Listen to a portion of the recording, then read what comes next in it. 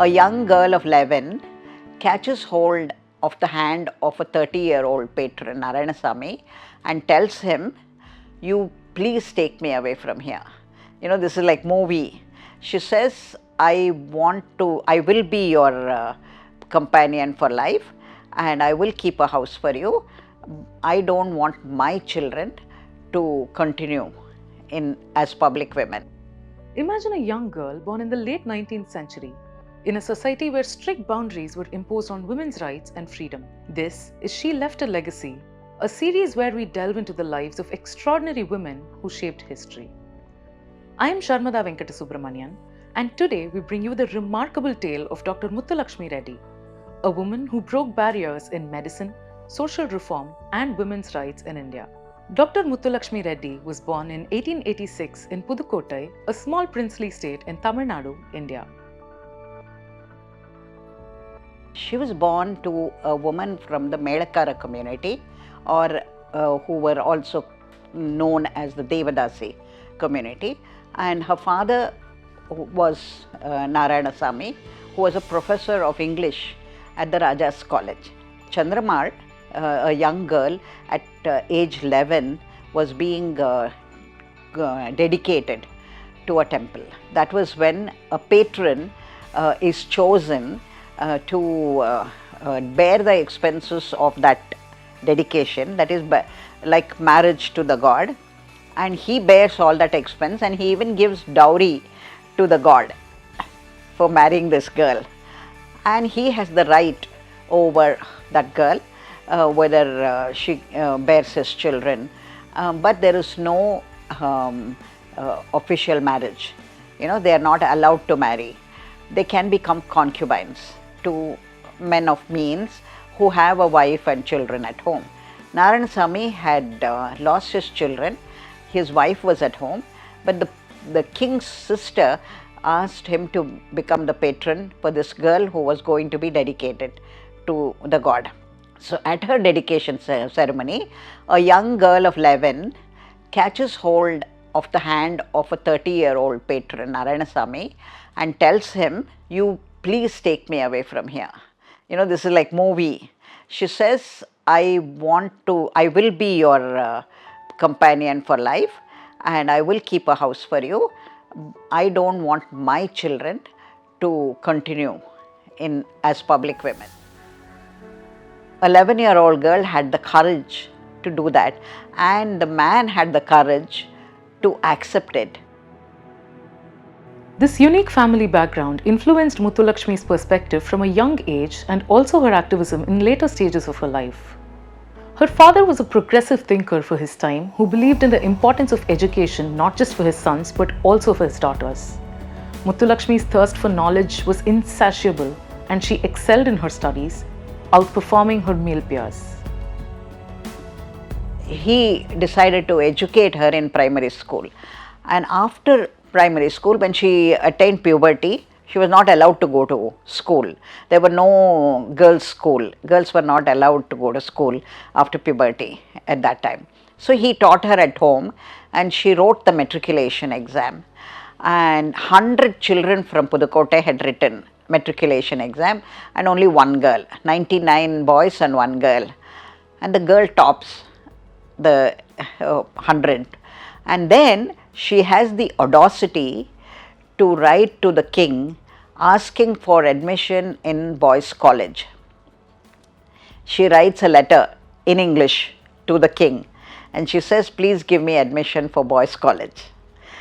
And the whole of Pudukkottai is aghast. And they wrote letters to the king saying, "No, you can't allow her." And a professor threatened to resign, and parents threatened to take away their sons from the college. But the king, Martanda Varma, he said, "Nothing doing, I am giving her admission."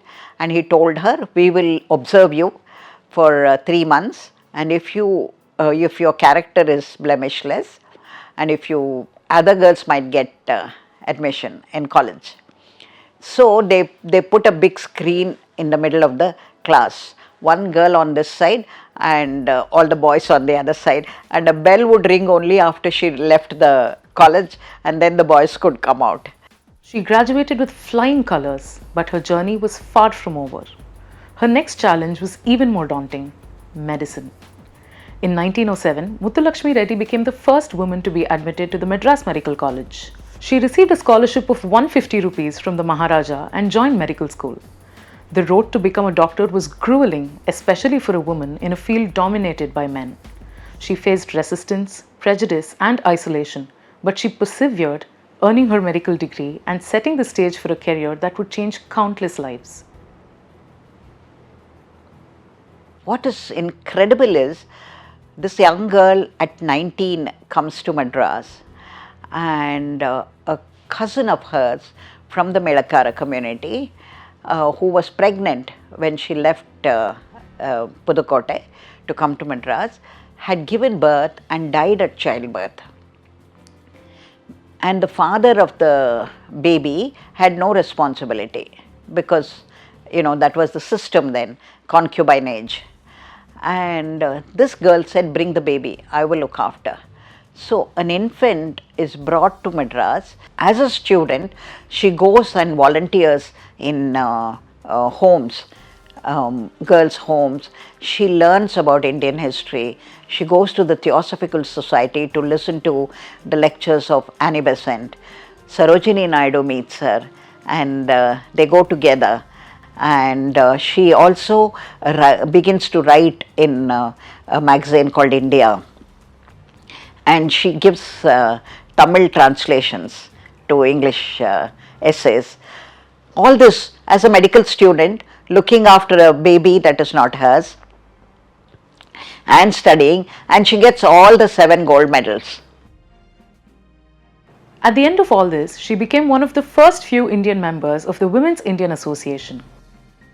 In 1926, she was nominated to be the first woman legislator for the Madras Presidency and won. In 1927, she became the first woman legislator in British India elected to the Madras Legislative Council. It was a groundbreaking moment. Dr. Muthulakshmi Reddy had transitioned from being a healer to becoming a powerful voice for women's rights. Even as a student and even as a house surgeon, she was the first house surgeon, woman house surgeon.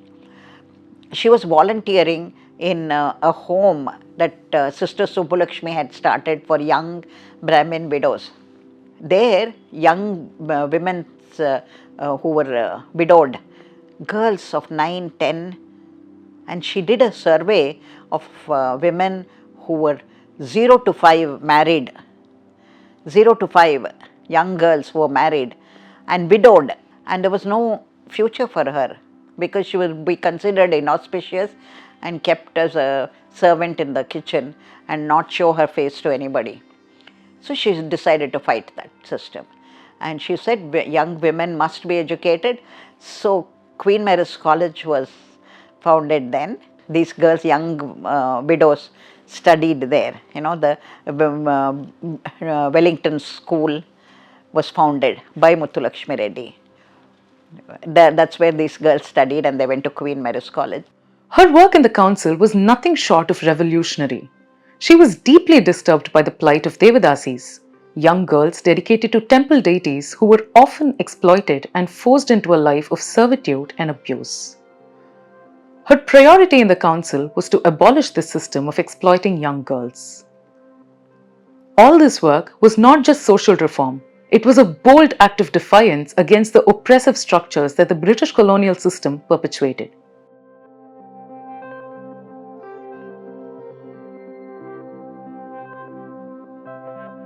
She was arguing for the case of the abolition of the dedication of young girls as Devadasis in the legislature. In the legislature assembly council, there were erudite speakers like S. Satyamurthy, who was called Dhiran Satyamurthy, and C. Rajagopalachari. They were huge English speakers and lawyers, and who she had to stand against them and argue.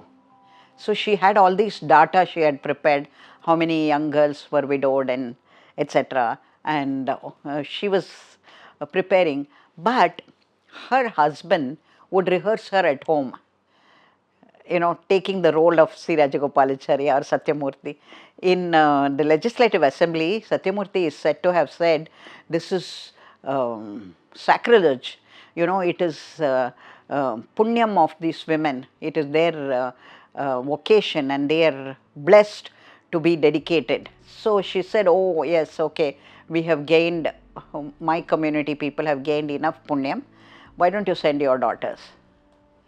She said to have told that in the assembly, and so she was being argued and rehearsed at home by her husband. 3 young girls came and knocked at her gate at that time when she was being rehearsed, and she had her 2 sons, Ram, Mohan and Krishnamurti.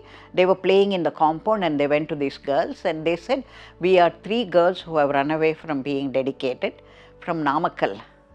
We have come here, and Dr. Amma, does she have any alternate things for us? What does she have? So she said, come in, and she told her sons, you must call them Akka. And she tried putting them in a hostel.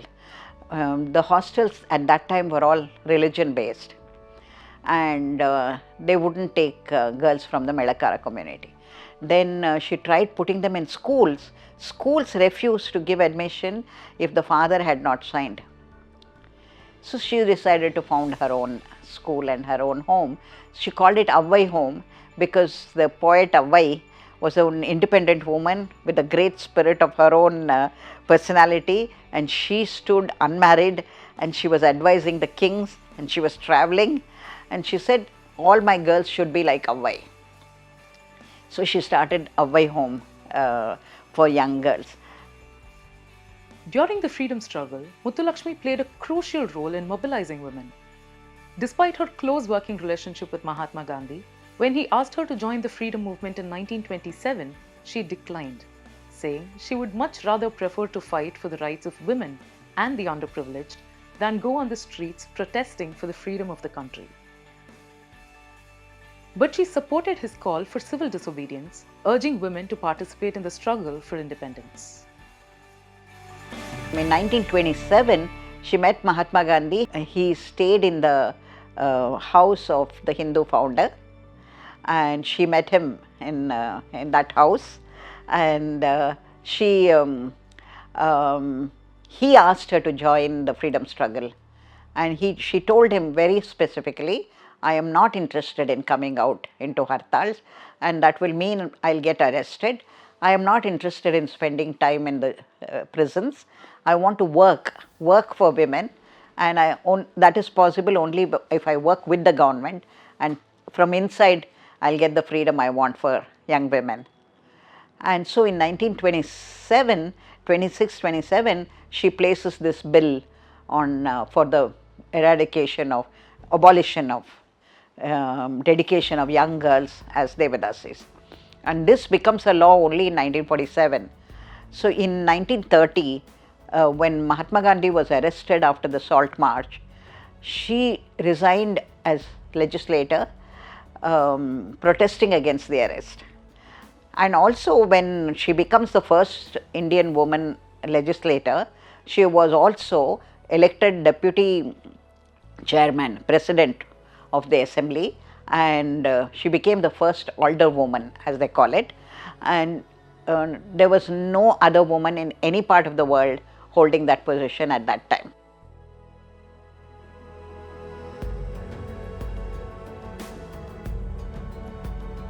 Despite being active in her political and social reform work, her most enduring legacy still is in the field of healthcare. Driven by the loss of her sister's life to cancer and the lack of adequate treatment facilities in the country in those days, Muthulakshmi founded the Adyar Cancer Institute in Chennai in 1954. This remains one of the most respected cancer treatment centers in India to this day. The institute was a testament to her belief that healthcare should be accessible to all, regardless of their social or economic status. She saw her younger sister die in front of her through cancer. At that time, for a milligram of radiation, people had to travel to Kolkata or Ranchi. And then she decided that there should be a cancer specialty in Madras. And she tried asking the Madras Medical College to create a separate block for Cancer Institute. And at that time, King George's birthday fund was being collected, and she asked for that to start, but she didn't succeed. And so in 1923, she went to London on a scholarship. She took her whole family, her two sons and the adopted daughter and her husband. They all went, and there she studied that cancer is preventable and curable. She learned that. So she came back and she said, I want to start a cancer institute. The story of how she worked for it, because at that time cancer was not considered something that could be cured, for one, and people just thought it was fate and that cancer meant only death. She was a pioneer in medicine, a champion for women's rights, and a relentless advocate for social justice. Her story is a testament to the power of perseverance, the importance of education, and the impact that one person can have on the world. Her work laid the foundation for many of the rights and opportunities that women in India enjoy today. Whether it was through her medical practice, her legislative work, or her relentless advocacy for women's rights, Dr. Muthulakshmi Reddy's impact is profound and lasting. That iron spirit that she had to develop. And I consider that a freedom aspect, of standing against patriarchy and breaking it. I feel that as a kind of a freedom struggle. And this is what Mahatma Gandhi recognized in her. He said she is actually working for women, and women are the most Dalit in India or everywhere, and she is trying to break that. This is what he said, to her. As we reflect on her life, we see a woman who defied expectations at every turn. She wasn't afraid to challenge the status quo, to push boundaries, and to demand more for herself, for women, and for the society as a whole. These women may have lived in a time of struggle, but their courage and determination resonate even today. They didn't just witness history, they made it. Thank you for joining us on this journey through the lives of trailblazing women. Do join us again for the next episode. This is She Left a Legacy, a series where we delve into the lives of extraordinary women who shaped history.